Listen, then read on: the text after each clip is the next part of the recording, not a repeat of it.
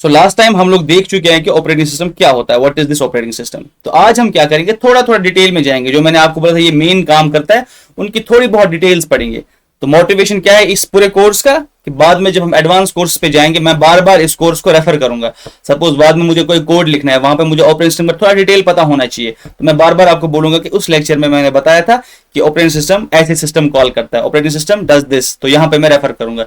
शायद आपको पूरी चीजें जो है आपके लिए सेंस ना बनाए इस पॉइंट पे, लेकिन अगर आपको 60% भी समझ आया, ठीक है, this is good enough for you. और बाद में आप देखोगे कि बार बार जब भी हम कोड करेंगे, एडवांस कोर्सेज पढ़ेंगे, we will keep on referring to these lectures. अब पहला जो मैंने आपको बोला था, ऑपरेटिंग सिस्टम क्या करता है, it does what's called as process management. ये प्रोसेस मैनेजमेंट करता है, प्रोसेस मैनेजमेंट। अबे प्रोसेस मैनेजमेंट क्या होता है, पहले हम ये देखते हैं कि प्रोसेस क्या होता है, व्हाट इज प्रोसेस। बहुत चीजें हमने पढ़ी, ये प्रोसेस क्या होता है। अब पहले इससे पहले हमने प्रोग्राम पढ़ा था, ठीक है। हमने ये देखा था कि जब भी हमें कोई चीज रन करनी होती है वी राइट ए प्रोग्राम, और प्रोग्राम किस में लिखते हैं, किसी पर्टिकुलर प्रोग्रामिंग लैंग्वेज, वो हम बहुत पहले जान चुके हैं। Now once you write this program, अब इसको रन करना होता है। अब ऐसा मानो आपने एक एल्गोरिथम लिखा, एक स्टेप बाय स्टेप प्रोसीजर लिखा किसी भी प्रोग्रामिंग लैंग्वेज में, और अभी आप इसको रन करने जा रहे हो, तो ये प्रोसेस क्या होता है, ये this is actually program in motion. इसको आप ऐसा बोल सकते, this is program in motion. Program in motion मतलब क्या होता है, आपके पास जो प्रोग्राम होता है इट्स अ स्टैटिक फाइल, ये एक फाइल पड़ी होती है जो रुकी होती है कंप्यूटर में, ठीक है। आपके पास कोड फाइल होती है, और जैसे ही आप इसको रन करना स्टार्ट कर देते हो, ये क्या कर देता है, ये एक प्रोसेस बना देता है या मल्टीपल प्रोसेस बना देता है। So simply put, what is a process, a process is a program in action. अब ऐसा मान लो, सपोज अगर आप कोई चीज, जब आप एल्गोरिथम बनाते हो इट इज रेसिपी, और जब तुम एक्चुअल कुकिंग करते हो तो वहां पे आप क्या कर रहे होते हो, प्रोसेस कर रहे होते हो। अब प्रोसेस के डिफरेंट स्टेट्स होते हैं, ठीक है ना, ये किस हाल में होगी, इसके डिफरेंट स्टेट्स होते हैं। सपोज आपने अभी अगर अभी अपना टास्क मैनेजर खोलोगे, आप अभी क्या करना, जैसे मैं ये लेक्चर खत्म करूंगा तो आप अपना टास्क मैनेजर खोल देना, ठीक है। टास्क मैनेजर जो आपका विंडोज पे है वो आप खोल देना, तो उसमें क्या देखोगे आप, उसमें आप वहां पे एक टैब आएगा प्रोसेस का, उसमें बहुत सारी प्रोसेस लिस्ट की होंगी ऑपरेटिंग सिस्टम में। इसका मतलब इतनी सारी प्रोसेस जो है वो सीपीयू पे अभी एग्जीक्यूट हो रही है। तो अब ये प्रोसेस क्या हो सकता है, it can have different states. अब स्टेट्स के पढ़ने से पहले हम ये देखते हैं कि प्रोसेस की कितने टाइप्स की जनरली देखी जाती है। एक को हम लोग कहते हैं फोरग्राउंड प्रोसेस, एक को कहते हैं हम लोग बैकग्राउंड प्रोसेस। फिर हम लोग वापस आते हैं स्टेट्स पे, बैकग्राउंड प्रोसेस। अब फोरग्राउंड क्या होता है, जो आपको दिख रहा है कि कुछ हो रहा है। सब अभी आपको दिख रहा है कि सर ने कुछ लिखा, सी ये मेरी स्क्रीन पे आ रहा है, मेरे पास क्रोम टैब है, मैंने गूगल मीट ज्वाइन किया, ये सब आपके आंखों के सामने हो रहा है, इसीलिए इसको हम लोग फोरग्राउंड कहते हैं। यानी कोई भी वो प्रोसेस जो आपको दिखे होते हुए, it is happening right in front of your eyes, तो उसको हम लोग फोरग्राउंड प्रोसेस कहते हैं। एक प्रोसेस जो आपको नहीं दिखती है पर वो चल रही होती है, उसको हम लोग कहते हैं बैकग्राउंड प्रोसेसेस, ठीक है। अगर आप कंप्यूटर पे देखो बहुत सारी चीजें जो है वो आपके बैकग्राउंड में हो रही होती है, तो उन प्रोसेस को हम लोग बैकग्राउंड प्रोसेस कहते हैं। तो पहले हमने क्या सीखा कि we have a program is a piece of code या it's a stepwise procedure, जिसको हम एल्गोरिथम कहते हैं। फिर उस एल्गोरिथम को हम लोग कोड करते हो वो किसी प्रोग्रामिंग लैंग्वेज में, ताकि हम किसी कंप्यूटर पे चला पाए। अब वो क्या करता है, जब इसको सही में चलाना होता है तो वो क्या क्रिएट करता है, इट क्रिएट्स प्रोसेस। तो प्रोसेस क्या है, process a program that is in motion, ठीक है। ये एक मोशन में एक प्रोग्राम है। तो जैसे मैंने आपको एनालॉजी दिया कि जब आप एक रेसिपी लिखते हो उसके बाद रियल कुकिंग करते हो, रेसिपी मतलब होता है स्टेप वाइज क्या करना है, तो वो इंस्ट्रक्शंस होती है। जब तुम रियल काम कर रहे होते हैं एक्चुअल में, तो that is actually cooking, that is actually process. तो यहीं पे मैंने आपको बोला प्रोसेस की दो किस्में हैं। The first process is foreground process, जो आपको सामने दिखाई दे रहा है, तो उस प्रोसेस को हम लोग फोरग्राउंड कहेंगे। तो one type of process is background process, बहुत सारा काम आपके बैकग्राउंड में हो रहा है जो आपको शायद दिख भी नहीं रहा होता है, तो वहां पे क्या होता है, वहां पे जो प्रोसेस चल रही होती है वो बैकग्राउंड में चल रही होती है। अब मैं आता हूं इन स्टेट्स पे। अब बहुत सारी प्रोसेस चल रही होती है, ठीक है ना, बहुत सारी प्रोसेस। आप ऐसा मान लो कि hundreds of process, you will see this in task manager, या अपना टास्क मैनेजर खोलोगे ना, वहां पे आप आराम से देखोगे 50s हंड्रेड्स ऑफ प्रोसेस आपकी चल रही होंगी। They will be background, foreground में आपको वो दिख रहा होगा। नाउ यहाँ पे क्या होता है, अब हर एक प्रोसेस तो एक साथ सीपीयू पे नहीं चलेगी, ठीक है। मैक्सिमम आपका सीपीयू मान लेते हैं कि इट इज क्वाड कोर, ठीक है, 4 कोर इसके पास है, या it is octa core, 8 core है, तो ये 8 प्रोसेस को एक साथ चला सकता है, ठीक है। अब हम लोग क्या करते हैं, हर एक प्रोसेस का अपना अपना स्टेट देते हैं, अपना लेबल देते हैं, ये किस स्टेट में होगी। तो पहला स्टेट क्या होता है, उसको हम लोग कहते हैं न्यू प्रोसेस, ठीक है। वो न्यू प्रोसेस के स्टेट में होती है। व्हाट इज न्यू प्रोसेस, ठीक है। जैसे कि आपने एक नया प्रोग्राम लिखा, आपने जस्ट रन क्लिक करना चाहे, इट्स अ न्यू प्रोसेस, अभी इसको चलाना बाकी है। या ऐसी ही बात है कि कोई सिटीजन है जो नया सिटी में आ गया, ठीक है, सिटी में बहुत सारे लोग आते रहते हैं और आजकल कश्मीर में टूरिस्ट आ रहे हैं, तो जो पहला दिन जो टूरिस्ट आएगा उसको हम लोग कहेंगे न्यू टूरिस्ट। वैसे ही जैसे एक प्रोसेस क्रिएट होना स्टार्ट होगी तो उसको हम लोग कहते हैं न्यू प्रोसेस। तो ठीक है, तो पहला स्टेट जो होता है वो न्यू स्टेट इसका होता है, यानी कि एक नया प्रोसेस, फ्रेश प्रोसेस है। उसके बाद अब इस प्रोसेस को रेडी करना पड़ता है चलाने के लिए, तो पहला स्टेट जो हम लोग उसको न्यू स्टेट कहेंगे। सेकंड स्टेट जो है वो है रेडी स्टेट, यानी कि अब ये प्रोसेस जो है ये रेडी है एग्जीक्यूट होने के लिए, ठीक है। यानी कि पहला चीज ये नया प्रोसेस था, ये अभी चलने के लायक नहीं था, लेकिन नया अभी अभी आया ये, उसको उसके बाद रेडी किया जाता है यानी सीपीयू पे चलाने के लिए। उसके बाद क्या होता है, वंस इट इज रेडी फिर इसको सीपीयू को दिया जाता है, सीपीयू इसको इंस्ट्रक्शन वाइज क्या करता है, एग्जीक्यूट। तो वहां पे हम लोग उसको कहते हैं रनिंग स्टेट, जो अभी का प्रोसेस है वो रनिंग स्टेट में है, ठीक है। तो उसके बाद कभी कभी क्या होता है, प्रोसेस को बीच में रोका जा सकता है, ठीक है, उसको हम लोग प्रीएम्प्ट कहते हैं, प्रोसेस को प्रीएम्प्ट किया जाता है कि रोक सकते हैं। जैसे आपने देखा होगा कभी आप कोई प्रोग्राम चला रहे हो तो वो टेम्पररी हैंग हो जाता है, शायद आपके पास सीपीयू के पास एनएफ बैंडविड्थ नहीं था उस प्रोसेस को हैंडल करने, वो मोमेंटली हैंग कर देता है उसको। या आपने देखा होगा कोई बैकग्राउंड प्रोसेस उसको वो स्टॉप कर देता है, या इसको कोई आईओ की जरूरत पड़ जाती है, तो हम क्या करते हैं, हम उस प्रोसेस को हॉल्ट कर देते हैं, पर वो कंप्लीट नहीं हुआ था, वो प्रोसेस का जो पूरा साइकिल है वो कंप्लीट नहीं हुआ था, उस प्रोसेस को हम लोग कहते हैं वेटिंग प्रोसेस। वेटिंग प्रोसेस कब होता है, जब एक प्रोसेस चल रही होती थी तो किसी भी वजह से, चाहे वो आईओ ऑपरेशन उसको करना हो, चाहे उसको कुछ और करना हो, तो उसकी वजह से उसको हॉल्ट किया जाता है, उसको रोका जाता है।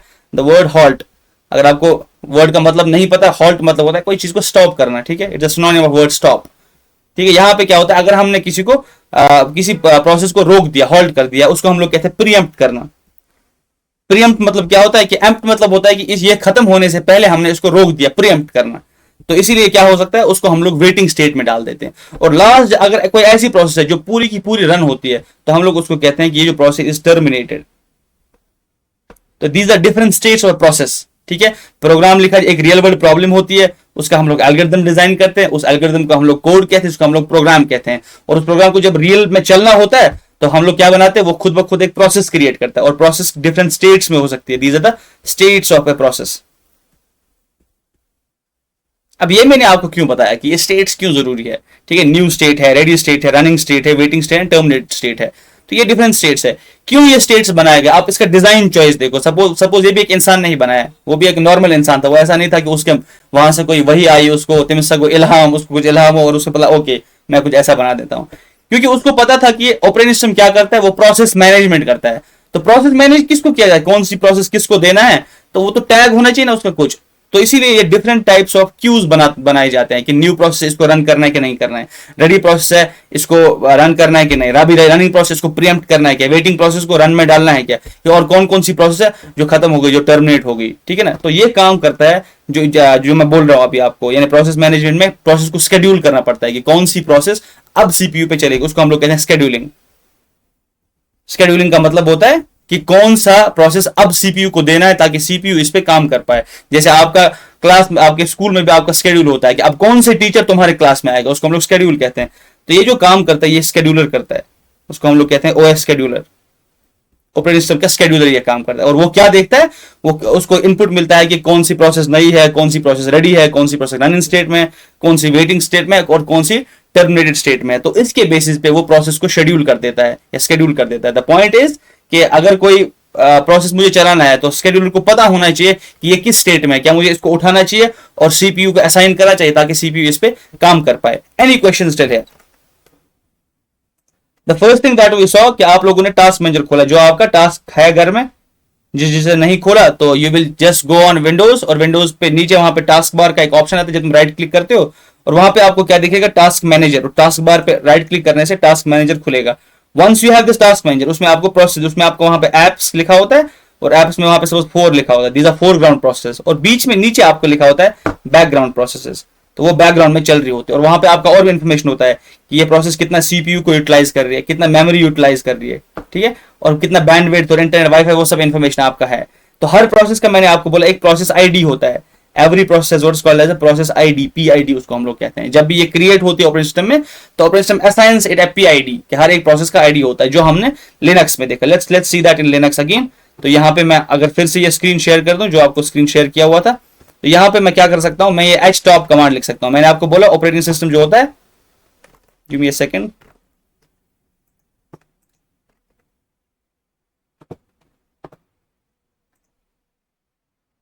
तो मैं आपको ये बता रहा था कि यहाँ पे जैसे मैं टर्मिनल पे जाऊंगा व्हाट विल हैपन, और मैं यहाँ पे एक कमांड लिखूंगा, उस कमांड को हम लोग htop कहते हैं। तो यहाँ पे htop लिखा, तो मैंने आपको यहाँ पे दिखाया, now you see this table, यहाँ पे आपका एक टेबल दिख रहा है, ये जो आपका टेबल है, now it also occupy lot of space, इसलिए बीच में आपको देखा मोमेंटरली फिर से ये स्क्रीन रुक गया कि इसमें बहुत सारे प्रोसेस चल रही है। यू कैन सी दिस कि ये बीच में रुक रहा है, because I know my CPU is occupied a lot. यहाँ पे दिख रहा है सीपीयू वाज 86% ऑक्यूपाइड, और सबसे बड़ा क्या है 26.6% को ये ले रहा है। प्रोसेस आईडी उसका ये है 127.973, ये सीपीयू मेरा बार बार रुक रहा है। तो मैंने आपको ये बता दिया। यहाँ पे अगर आप देखोगे फिर से, तो व्हाट इज देयर, यहाँ पे आपके पास क्या क्या है, इसको हम लोग देखते हैं। The first thing that is कि ये प्रोसेस का आईडी यहाँ पे आपको पता चलेगा, पीआईडी। सेकंड, यहाँ पे आपको यूजर पता होता है कि ये कौन से यूजर की प्रोसेस चल रही है। फिर ये इन्फॉर्मेशन आपको जानने की जरूरत नहीं है, पर ये इन्फॉर्मेशन इंपॉर्टेंट है, कितना सीपीयू का यूटिलाइजेशन हो रहा है, 24.8%। ठीक है, ये रुक रहा है, देखो इट इज स्टॉपिंग। फिर मेमोरी यहाँ पे यूटिलाइजेशन हो रहा है। अब मैं आपको और एक रीजन बताइए क्यों रुक रहा है, I tell you that also.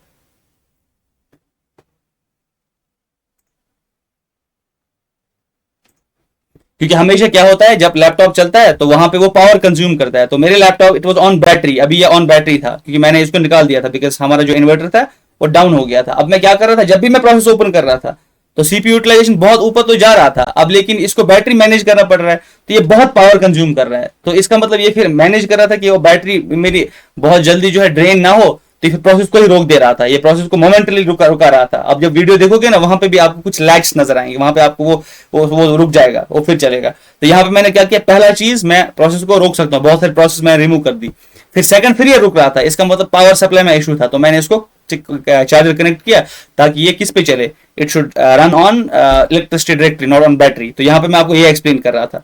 तो यहाँ पे आपने देखा सीपीयू यूटिलाइजेशन, यहाँ पे मेमोरी का यूटिलाइजेशन और टाइम, ये कब से अप है ये पावर। और सबसे पावर क्या खा रहा है, यू सी दिस SCRCPY, यानी जो मैं आपको स्क्रीन शेयर कर रहा हूँ जिसमें मैं टैब लिख रहा हूँ, ये इतना पावर खा रहा है। तो नॉर्मल लैपटॉप से ऐसे वाले रिकॉर्ड करना पॉसिबल नहीं है, ऐसे वाले लेक्चर्स, क्योंकि आपने देखा कि 23% जो है, अगर मैं इसको रोक दूं सपोज, आपको पता है, आपको सडनली दिखेगा कि ये जो मैंने लिखा ना ऊपर स्क्रीन पे, इट विल डिसअपीयर। आपको मैं वो दिखा देता हूँ, यहाँ पे जो लिखा है आपको नजर आ रहा है, ये रुक जाएगा। मुझे पता है इस प्रोसेस का आईडी क्या है, इट इज 127.793। अब मैं क्या कर, इसको किल कर देता हूँ, किल 127.793 ऐसा कुछ था, ठीक है, इफ आई रिमेंबर करेक्टली। जैसे मैं एंटर दबा दूंगा, ये बोल रहा है किल नो सच प्रोसेस। फिर से मैं देखता हूँ, मे बी स्पेलिंग वाज नहीं, देखो इसका प्रोसेस अभी चेंज हो गया है। दिस इज 127.973, 127.973, 127.973, हमने उल्टा लिखा 127.973। ठीक है, अब मैं इसको किल कर दूंगा, शायद अगर ये अलाउ नहीं करेगा, फिर हम सुपर यूजर बन के इसको करेंगे, तो आप सडनली देखोगे ये जो डॉट्स है ये सब गायब हो जाएंगे। ये क्या करेगा, इस प्रोसेस को किल कर देगा। So once I write this, ठीक है, आप देखो, तो sudo, मैं यहां पे आपको दिखा देता हूं कि जैसे ही मैंने इसको अब एंटर कर दिया, क्योंकि इसने क्या किया, इसने बैकग्राउंड का इसका प्रोसेस रन किया। अब ये क्या करूंगा, जैसे मैं रन करूंगा, व्हाट विल हैपन इज इसको बंद कर देगा। तो व्हाट यू सॉ, यहाँ पे ये सारे सर्कल्स बंद हो गए। ठीक है, मुझे एक्स्ट्रा कुछ परमिशन मांग रहा था, मैंने जब यस पे ऊपर क्लिक किया, जो आपको नहीं दिखा, तो सडनली यहाँ पे जो सर्कल्स ऊपर थे वो बंद हो गए। ठीक है, अब मैं फिर से वापस लाता हूँ इस प्रोसेस को, लेट मी सी ये प्रोसेस कहां पे था, वो उसको मैं वापस लाता हूं। ठीक है, आई होप ये वापस आएगा। I take your questions again, give me some time, मैं देखता हूं कि ये प्रोसेस कहां पे है ताकि मैं इसको वापस ले आऊं।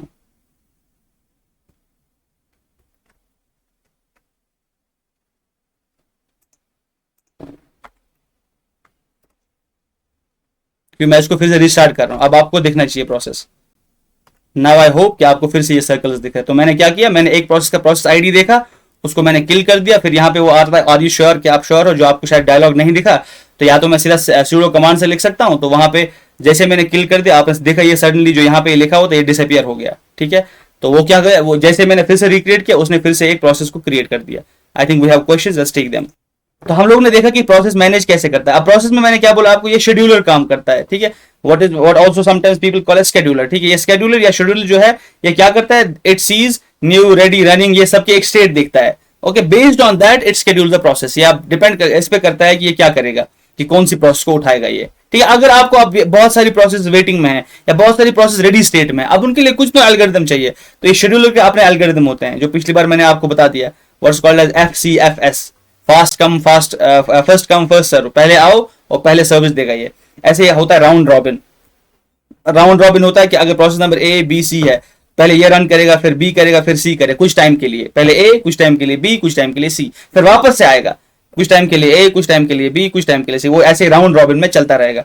और एक प्रोसेस को हम लोग कहते हैं what is called as shortest job first, SJF, सबसे जो स्मॉलेस्ट जॉब उसको पहले कर दो। ऐसी बात है, कोई बहुत सारे लोग क्यू में रह रहे हैं, अब आगे जो क्यू में है उसको 10 घंटे लग रहा है, अब 10 घंटे पीछे जो मतलब क्यू में है उसको 2 सेकंड लग रहे हैं, अब इस बेचारे को 10 घंटे वेट करना पड़ता है आगे आने के लिए।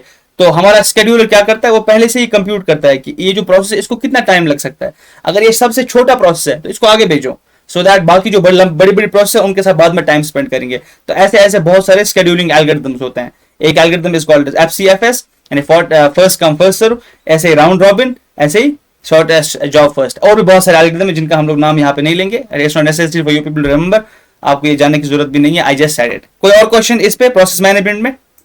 थोड़ा said based on this information आप ये ट्रबल शूट कर सकते हो कि अगर आपका कंप्यूटर जो पर्सनल कंप्यूटर या लैपटॉप है वो स्लो हो रहा है तो क्या हो सकता है, आपका कल्प्रिट ये हो सकता है कि आपके बहुत सारे प्रोसेस जो है वो ओपन है, तो आप क्या करोगे, टास्क मेनू में जाओगे और प्रोसेस को एंड करोगे।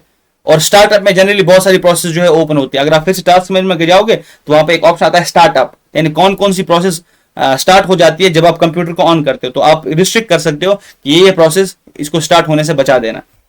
फिर मैंने आपको बोला कि अगर प्रोसेस आपको लगा है नहीं नहीं यहाँ पे तो सारे प्रोसेस इंपॉर्टेंट है, मैं इनको बंद नहीं कर सकता, तब कल्प्रिट हो सकता है सीपीयू, तब कल्प्रिट होता है मेमोरी जनरली। अब सीपीयू में आप देखोगे कि यूटिलाइजेशन कितना है, तो इसका मतलब है आप सीपीयू को शायद अपग्रेड कर सकते हो, तो फिर तो आपको नया कंप्यूटर लेना चाहिए अगर आप सीपीयू अपग्रेड कर रहे हो। हाँ, अगर तो मेमोरी में बहुत है, यानी मेमोरी में अब हमें पता है तो रैम होगा कल्प्रिट, क्योंकि रैम कम हो सकती है या रैम स्लो हो सकती है, तो आप रैम अपग्रेड कर सकते हो, ठीक, डिफरेंट वर्जन ऑफ रैम आते हैं। तो अगर यहाँ पे रैम भी ठीक चल रहा है तो वहां पे क्या हो सकता है, जो आपका एक्सटर्नल मेमोरी है जिसको हम लोग सॉलिड स्टेट ड्राइव या हमारे पास एचडीडी होगा, तो फिर इसमें इशू हो सकता है। तो जनरली ये एचडीडी स्लो होता है। अगर ये सारी चीजें ठीक है, ये सीपीयू इज वर्किंग गुड, आपको लग रहा है कि सीपीयू का यूटिलाइजेशन तो हमेशा 27% या सम 30% या समटाइम्स 50% होता है, तो इट्स नॉट 100%, इसका मतलब सीपीयू इज वर्किंग गुड। तो फिर हम देखते हैं रैम, तो RAM also is also occupied only 16% of times, ये जब प्रोसेस करता है तो ये इसकी बैंडविड्थ इतनी ही ऑक्यूपाई होती है 16% या इतना कुछ। लेकिन जब आप एचडीडी में जाते हो या एसएसडी में जाते हो तो वहां पे आपको दिख रहा है ये बार बार 100% यूटिलाइजेशन दिखा रहा है, तो इसका मतलब है यहाँ पे अगर हम इसको अपग्रेड करेंगे तो हम अगर फास्टर मेमोरी लगाएंगे एक्सटर्नल, तो पॉसिबिलिटी है हमारा लैपटॉप हमें ऐसा दिखेगा कि ये फास्ट चल रहा है। पहला मैंने आपको बोला कि प्रोसेस चेक किया करना, अगर कोई ऐसी प्रोसेस जो अनवांटेड है हटा दो उसको, ठीक है। और फिर मैंने आपको बोला सीपीयू देखो, मेमोरी, ये सब, और ये सब के टॉप पे क्या है, अगर आप ये बैटरी पावर्ड लैपटॉप है जनरली, तो क्या आप कर सकते हो कि बैटरी के पावर को आप लोग जनरली वहां पे वो कंप्यूटर जो वो स्लो कर देता है, क्योंकि वो क्या करता है, वो ज्यादा पावर नहीं कंज्यूम करना चाहता, तो जल्दी से जल्दी आप प्लग किया करो लैपटॉप को। जनरली जो जीपीयू के लैप जब गेमिंग करते हैं तो बहुत ज्यादा पावर कंज्यूम होता है, तो वहां पे जब आप प्लग करके रखते हो लैपटॉप तो वो फास्ट चलता है, क्यों, क्योंकि वो उसको एनर्जी बहुत सप्लाई करता है यहाँ से। अगर बैटरी वाला लैपटॉप है तो जनरली वो बैटरी पे स्लो चलता है, और अगर उसको चार्ज लगाओगे तो वो जल्दी चलेगा। तो आपको रीजन पता होना चाहिए क्यों, क्योंकि वो चाहता है कि मैं कम से कम पावर कंज्यूम करूं ताकि बैटरी को प्रिजर्व किया जाए और ये लैपटॉप लंबे समय तक चलना चाहिए। तो इसीलिए क्या करो, जब आपका लैपटॉप स्लो हो तो ये भी कोशिश किया करो कि इसको मैं प्लग इन रखूं, इसको मैं प्लग करूं और देखूं कि क्या ये सही चल रहा है। तो this is the information that I gave you about this, और यहाँ पे आपका प्रैक्टिकल भी एस्पेक्ट मैंने बता दिया इसका। The second thing that is very important is memory management, यानी मेमोरी को ये मैनेज करता है। अभी आपने देखा कि डिफरेंट प्रोसेसेस सीपीयू ले लेती है, डिफरेंट प्रोसेस को मेमोरी चाहिए होता है, तो यहां पे भी हमें जो ओएस हमारे पास है इट आल्सो रिक्वायर्स मेमोरी।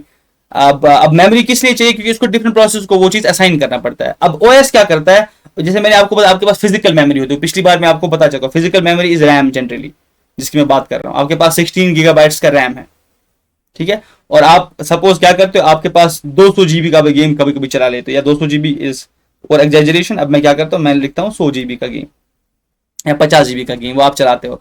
तो हमें अंदर से देखना है कि फिर ये ऑपरेशन करता क्या है, तो दैट इज वेरी इंपॉर्टेंट। तो पहला जो कॉन्सेप्ट हम इसमें पढ़ेंगे उसको हम लोग कहते हैं पेजिंग, ठीक है। ये पेजिंग क्या होता है, जैसे ही कोई प्रोग्राम आपका हो जाता है, ठीक है, ये प्रोग्राम आपका होता है, दिस योर प्रोग्राम मान लेते हैं, यानी कि जो जिसको प्रोसेस बन रहे होते हैं, तो ये सब चलाना पड़ता है हमें। तो इसमें क्या किया जाता है, पहली चीज इसको ब्रेक किया जाता है in what is called as frames, ठीक है, इनको चंक्स में ब्रेक किया जाता है, उनको हम लोग फ्रेम्स कहते हैं, ठीक है। अब पूरा आपका प्रोग्राम जो है वो एक साथ लोड नहीं होगा, उसको ब्लॉक्स में तोड़ा जाता है, उन ब्लॉक्स को हम लोग फ्रेम्स कहते हैं, क्योंकि ये प्रोग्राम तुम्हारा कहाँ लाइक करता है जनरली। अभी जो तुम्हारा प्रोग्राम जो है it resides in either on HDD और एसएसडी, या तो ये तुम्हारे हार्ड डिस्क में होगा या तो तुम्हारे सॉलिड स्टेट ड्राइव में होगा या कहीं और भी हो सकता है। तो ये प्रोग्राम को क्या ब्रेक किया जाता है, it is broken down into frames, ठीक है, इनको हम लोग फ्रेम्स कहते हैं, ठीक है। What are frames, they are blocks, इनको ब्लॉक्स में तोड़ा जाता है। अब क्या किया जाता है, जैसे ही इसको रैम में लोड करना है, अब क्या होता है, ये पूरा का पूरा प्रोग्राम नहीं उठाया जाता, जो जो फ्रेम्स रिक्वायर्ड है उन फ्रेम्स को उठाया जाता है। और यहाँ पे जो है ना आपका, सपोज यहाँ पे जो रैम है आपका, इस रैम को हम लोग पेजेस के ब्लॉक्स में तोड़ देते हैं, दिस ऑफ इक्वल साइज, इनको हम लोग पेज कहते हैं, ठीक है। यहाँ पे आपका क्या होता है, यहाँ पे आपके पेज होते हैं। सपोज ये फ्रेम उठाया, ये साइज और ये साइज इक्वल होगा। यहाँ पे एक जो रैम का जो आपके पास मान लेते पेज है और जो आपके पास प्रोग्राम का जो फ्रेम है इक्वल साइज। यहाँ पे जो अगर आप एक फ्रेम उठाओगे आप उसको एक पेज में लोड कर सकते हो, तो इसलिए इसको पेजिंग कहते हैं। यहाँ पे हम लोग सीपीयू क्या करता है, फिर सीपीयू पेज को ढूंढ लेता है। सीपीयू देखता है कि जो मुझे चाहिए क्या है वो उसमें है, अगर वो उसमें है उसको हम लोग कहते हैं पेज हिट होना। दूसरा होता है पेज मिस। पेज मिस मतलब वो रैम में दिखाई नहीं, ठीक है, जनरली वो कैश पूरा वो कैश से गुजर के जाता है। तो पहले हम लोग क्या करते हैं, ये फ्रेम उठाते हैं, ये कहां पे लोड करते हैं, वट एवर इज रिक्वायर्ड, इसको हम लोग रैम में लोड करते हैं। सारे के सारे पेज को नहीं उठाते, but may be few pages जो हमें रिक्वायर्ड होता है। तो इसी कॉन्सेप्ट को हम लोग पेजिंग कहते हैं। लेकिन इसके बीच में क्या होता है, इसके बीच में हमें चाहिए होता है what's called as virtual memory. Virtual memory, ये वर्चुअल मेमोरी क्या करता है, क्योंकि अब एग्जैक्ट मेमोरी में इसको रखना है। अब ये एग्जैक्ट मेमोरी क्या हो सकती है, दिस कैन हैव गैप्स। अब ये प्रोग्राम कहां असाइन करिए, ऐसी बात है। सपोज कोई बंदा जो है वो किसी पर्टिकुलर डेस्क पे काम कर, डेस्क नंबर 6 पे, वो उसको बोलता है कि मैं डेस्क नंबर 6 पे काम करता हूं। तो अब फिर सपोज डेस्क असाइन करने वाला, तो उसको डेस्क 6 जो है ना इसकी मैपिंग बना देता है, क्योंकि desk 6 is real, this is real thing. अब वो क्या करता है, वो पहले इंटरनली मैप करता है, वो उसको वैसा ही एग्जैक्ट एनवायरमेंट देता है। उसको डेस्क 6 किसी और बिल्डिंग में दे देता है, उसको बोलता है कि जाओ बिल्डिंग नंबर 205 पे जाओ, वहां पे आपका एग्जैक्ट सेम डिस्क है, वहां पे आप बैठ सकते हो, वहां पे आप लोग काम कर सकते हो। वैसे ही जब एक प्रोसेस चल रहा होता है, एक प्रोग्राम चल रहा होता है, वो प्रोग्राम प्रोसेस में कन्वर्ट करेगा, तो उसमें हमको मेमोरी चाहिए होता है। अब वो मेमोरी ढूंढता है कि फिजिकल मेमोरी कहां पे है। अगर अब उसमें फिजिकल मेमोरी में कोई चीज ऑक्यूपाइड है, तो ये क्या, वहां पे वर्चुअल मेमोरी का कॉन्सेप्ट आता है, वो मैपिंग क्रिएट कर देता है। यानी कि वहां पे रियल में वो मेमोरी नहीं होती, पर वो मैप क्रिएट होता है। यानी कि आप वहां पे रिसाइड हो जाओ ताकि मैं आपको रन कर पाऊं। This is the power of virtual memory. तो आपको मैंने दिखाया कि कैसे, अगर आपके पास 100 जीबी का गेम है, वो कैसे करके सिर्फ 16 जीबी पे फिट होता है। क्यों, क्योंकि वो एक साथ लोड नहीं होता, उसको फ्रेम्स में ब्रेक किया जाता है, और उस फ्रेम को क्या किया जाता है, जो जो फ्रेम्स रिक्वायर्ड होंगे वो लोड किए जाते हैं, ठीक है। इसलिए अगर आप गेम देखते हो ना, उसका प्रोग्रेस सेव करना पड़ता है। सपोज अगर किसी ने GTA वाईएसटी खेला होगा से आप में से, या आप फ्री फायर खेल रहे होंगे, अगर आपने फ्री फायर खेला तो अगर वहां पे आप किसी बिल्डिंग में गए, वहां उस बिल्डिंग में तोड़ फोड़ किया आपने, या उस बिल्डिंग में कोई सामान पड़ा था, आप बहुत दूर चले गए, अब फिर उस बिल्डिंग में सपोज वापस आते, तो वहां पे आपको वो चीज ही नहीं दिखती। क्यों, क्योंकि उसको मेमोरी से बाहर निकाला होता है। और फिर जैसे आप वहां पे आते हो, अब उसको वो सीन क्रिएट कर रहे हैं। सोचो, अब वहां पे एक बिल्डिंग थी, आप उसमें पहले गए, वहां पे आपको कुछ चीजें दिखी, ठीक है, वहां पे सब चीजें दिखी, उसके बाद क्या हुआ, आप वहां से बाहर निकले, ठीक है। अगर जैसे आप वापस आ गए, वो शायद वो चीजें गायब हो सकती है। क्यों, क्योंकि उस बिल्डिंग के उसको मेमोरी से बाहर निकाल दिया हो गया। और जैसे अगर तो आपकी आज की फ्री फायर गेम ऐसी है कि उस बिल्डिंग में वो चीजें रहती है, तो इसीलिए वो बहुत ज्यादा मेमोरी कंज्यूम कर रही है। अगर तो उसको बहुत ही मेमोरी लाइट बनाना है, तो जनरली जो लाइट गेम होती है ना, वो पिछले का जो प्रोग्रेस वहां पे दिख रहा है आपको, सपोज कहीं पे आप चल रहे हो, आपने वहां पे कोई पेड़ तोड़ दिया, ठीक है, GTA वाईएसटी में जनरली होता था, GTA वाईएसटी में आप कोई पेड़ तोड़ देते हो, अब फिर वापस उसी पॉइंट पे आते हो, तो आप देखते हो कि वो पेड़ टूटा नहीं है, वो फिर नया दिख रहा है। कोई गाड़ी तोड़ दिया आपने, तो वो गाड़ी फिर से नई हो जाती है। क्यों, क्योंकि उसको मेमोरी से बाहर निकाला जाता है, और जैसे वापस लोड किया जाता है, उसका हम लोग जो स्टेट है वो सेव नहीं कर रहे होते। क्यों, because in order to save memory, अगर ये वहीं का वही रखेंगे, तब उसको कॉन्स्टेंटली मेमोरी देना है, और एक पॉइंट पे क्या होगा, मेमोरी एग्जॉस्ट हो जाएगी। तो इसलिए क्या करते हैं हम लोग, उसको हम लोग व्हाट्स कॉल्ड एज एविक्शन, हम उसको मेमोरी से निकाल देते हैं, वी एविक्ट दैट, ठीक है। उसको हम एविक्शन क्या है, evict is a word, evict मतलब होता है किसी को निकाल देना, ठीक है। तो मैंने आपको क्या क्या वर्ड्स आज बता दिया। हाल्ट मतलब रोकना, प्रीएम्प्ट मतलब भी होता है रोकना। प्रीएम्प्ट क्यों, क्योंकि एम्प्टी होने से पहले इसको प्रीएम्प्ट कर देना। और एक वर्ड मैंने आपको बताया एविक्शन, एविक्शन का मतलब होता है निकाल देना। अगर कोई चीज कहीं पे है तो उसको वहां से एविक्ट कर देना। तो इसलिए मैंने आपको बोला, जब ये फ्रेम्स लोड हो रहे होते हैं, तो शायद मान लेते हैं कि ये बिल्डिंग का फ्रेम यहाँ पे था, इसको मेमोरी में लोड कर दिया, और आप क्या आप इस बिल्डिंग से बहुत दूर हो गए, तो अब ये फ्रेम जो है ये यूज नहीं हो रहा है, तो इस फ्रेम को अनलोड किया, एविक्ट कर दिया जाता है मेमोरी से। तो उसके बाद जब आप फिर से वो देखोगे, इस फ्रेम को फिर से लोड किया जाएगा, तो अब जो आपने प्रोग्रेस उस फ्रेम में रखा था, तो वो तो वहां पे सेव नहीं था, तो इसलिए आपको डिफरेंट फ्रेम्स नजर आते होंगे। तो this is the concept of virtual memory. ऐसे ही क्या करता है, ऐसे ही जो ऑपरेशन है वो आपके फाइल मैनेज करता है, that's called as file management. उसमें वो क्या करता है, वो आपकी जो फाइल है उसमें पूरा वो आपका रूट होता है, आपका वहां पे जो आपका फाइल सिस्टम, फोल्डर सिस्टम बनता है, that is all because operating system. Suppose आपने कोई फोल्डर बना दिया एडुकेशन, तो एडुकेशन में आपने फोल्डर बना दिया वीडियोस, उसके बाद लेक्चर्स, लेक्चर नोट्स मान लेते हैं, लेक्चर नोट्स, उसके बाद ऐसे ही एग्जाम्स। आगे डिफरेंट, इसको हम लोग बोलते हैं फोल्डर स्ट्रक्चर, डायरेक्टरी स्ट्रक्चर आप बना देते हो। तो ये पूरा भी मैनेज कौन करता है?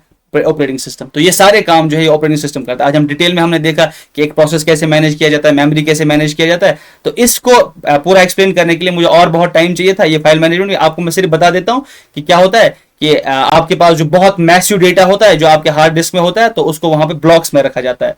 ठीक है, आपका जो हार्ड ड्राइव है ना उसको हम लोग ब्लॉक्स में तोड़ देते हैं, वहां पे ब्लॉक्स में तोड़ दिया पर्टिकुलर फाइल फॉर्मेट्स में। और फाइल फॉर्मेट मतलब वो जो पूरा आपका फाइल सिस्टम होता है। तो कभी आपने देखा होगा कि FAT file format, NTFS new system file format, तो ये सारे के सारे फाइल फॉर्मेट्स है।